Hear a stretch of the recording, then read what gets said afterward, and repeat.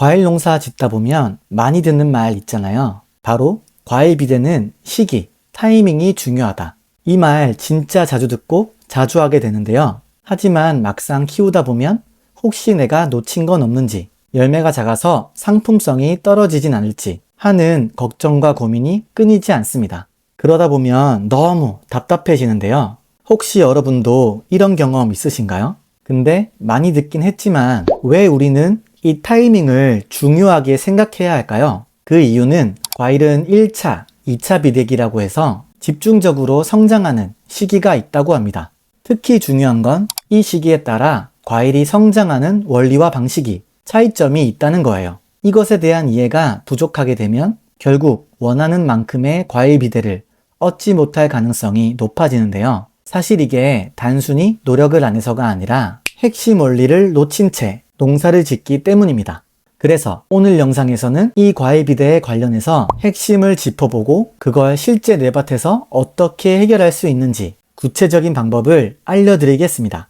딱 5분만 집중하시면 나중에 수확하실 때 내 열매 크기를 보면서 아주 흡족한 미소를 짓게 되실 거예요. 보통 과일 비대를 얻기 위해서 질소 비료 넉넉히 주고 물을 푹 대주면 부피가 팍팍팍 늘어난다 하고 생각하시잖아요. 맞습니다. 질소와 수분은 세포의 부피를 키우는데 필수적인 요소임에 틀림없죠. 하지만 이건 시기와 성질을 고려하지 않은 반쪽짜리 접근입니다. 농촌진흥청 농사로 자료에 따르면 질소 성분이 너무 과하게 공급되면 나무가 열매를 키우는 대신 제 몸집만 키우려는 영양 생장에 집중할 뿐만 아니라 열매 비대의 필수적인 가리 성분의 결핍 증상이 일어난다고 하는데요. 질소 과잉 공급이 계속되면 과일 비대의 치명적인 방해 요소가 된다고 합니다.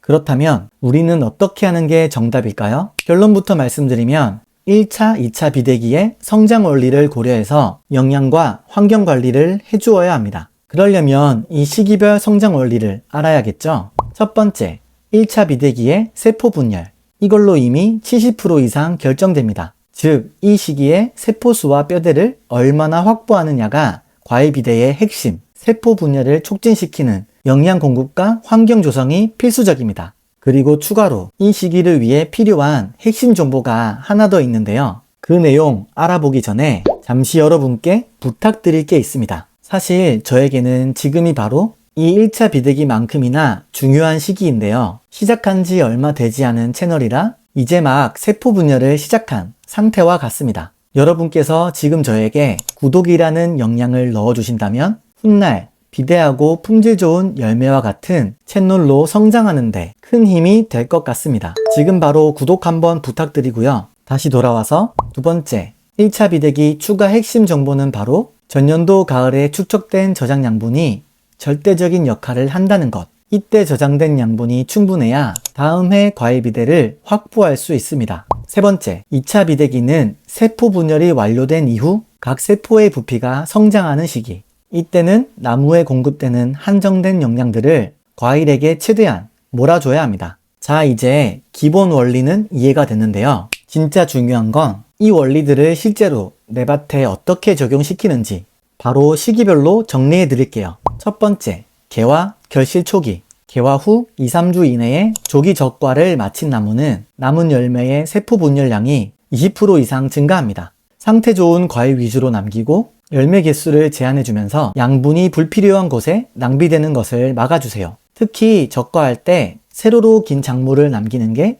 나중에 비대해질 확률이 높다고 하니까 참고하시는 게 좋겠죠? 그리고 이 시기에는 세포벽을 단단하게 만드는 칼슘과 세포 분열을 자극하는 붕소가 필수적입니다. 개화 전후로 붕소와 칼슘을 적절히 연면 시비해주는 것이 좋습니다. 두 번째, 세포 비대기. 이 시기 과일 성분의 80에서 90%는 수분과 당분인데요. 물이 너무 부족하면 과일이 자라지 못하고 반대로 가물다가 갑자기 물을 많이 대주면 세포벽이 압력을 견디지 못해 터지는 열과 현상이 발생하게 됩니다. 한 번에 몰아주는 것이 아닌 3-4일 간격으로 일정하게 관수해주는 것이 정답. 또한 새순이 너무 강하게 자라면 양분을 빼앗기므로 순지르기, 적심을 통해 양분의 흐름을 열매로 꽂아주세요. 수확 2-3달 전에 질소와 가리를 토양 추비해서 광합성 작용과 영양 이동을 활발하게 해주고요. 수확 시기가 다가올수록 질소질 비료의 공급을 줄여야 합니다.